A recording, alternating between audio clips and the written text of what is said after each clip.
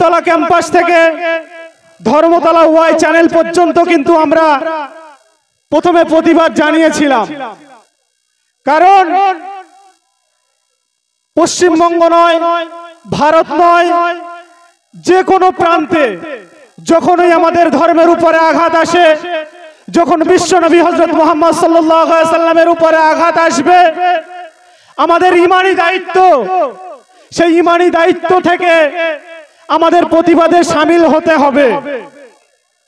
আজকে শুধু এই ঘটকপুকুর নয়, ভাঙড় নয়, পশ্চিমবঙ্গের প্রতিটি জেলাতে, ভারতবর্ষের প্রতিটি রাজ্যে বিশ্বনবী হযরত মুহাম্মদুর রাসূলুল্লাহ সাল্লাল্লাহু আলাইহি সাল্লামের উম্মতরা বিশ্বনবীর ভালোবাসায় এমন শত শত হাজার হাজার প্রতিবাদ মিছিল, ধিক্কার মিছিল তারা বার করছে। আজকে এখান থেকে জানা দরকার, যোগী আদিত্যনাথের মতো একজন কুলাঙ্গার, একজন অমানুষ মুখ্যমন্ত্রী মনে হয় ভারতের অন্য কোনো রাজ্যে আর নেই। আমরা দেখেছি আমাদের রাজ্যেও অনেক সময় অনেক কিছুই অনেক নেতা নেতৃত্বরা বলে, তারপরেও দেখেছি তারা কিন্তু কোনো এক দুজন নেতার নামে বলে, তারা কিন্তু বিশ্বনবী মুহাম্মদ সাল্লাল্লাহু আলাইহি সাল্লামের নামে বলার সাহস পায় না।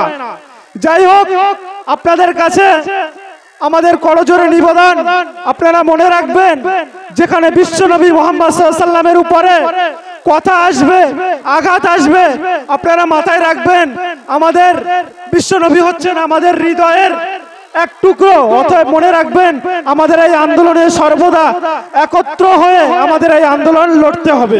আর বাড়াচ্ছি না, এখানে শেষ করছি। আসসালামু আলাইকুম। আপনারা দেখছেন যে ঘটকপুকুর এবং গানিরাইট, চাঁদপুর, শ্রীরামপুর, খড়গাছি এবং সাইহাটি থেকে সকলে পায়ে হেঁটে প্রায় 3000 বছরের মানুষ, 3000 কম বেশি মানুষের একটা বিরাট জামাত, তারা এই মজলিসে এসেছে। ইমাম সাহেব এবং যারা নেতৃত্ব দিয়ে নিয়ে এসেছেন সংগঠনের ব্যক্তিত্বরা, তাদেরকে এবং সেই সঙ্গে সঙ্গে আইমা সংগঠনের অল ইন্ডিয়া মাইনরিটি অ্যাসোসিয়েশনের মানুষের যারা এসেছেন তাদেরকে অভিনন্দন জানাই। আপনারা স্টেজের ভিতরে ঢোকেন। বিশেষ করে বাসগুলো আছে, বাসগুলোকে বাইরে করতে হবে। আপনাদেরকে বলছি বাইরে করে নেন, রাস্তাকেও জাম করবেন না। এবং ডান দিকে একটু প্রশাসন ভাইদেরকে বলবো, ছোট ছোট বাচ্চারা ছাদের উপরে উঠেছে, রিস্কের ব্যাপার, একটুখানি দেখেন। বাচ্চারা যারা ছাদে উঠেছো, তোমরা ছাদ থেকে নেমে এসো, দুর্ঘটনা হতে বেশিক্ষণ বাকি নেই। ওখানে বসে যান, ছাদে বসে যান, কিনারে কেউ থাকবেন না, আপনারা রাস্তা জাম করবেন না। এখন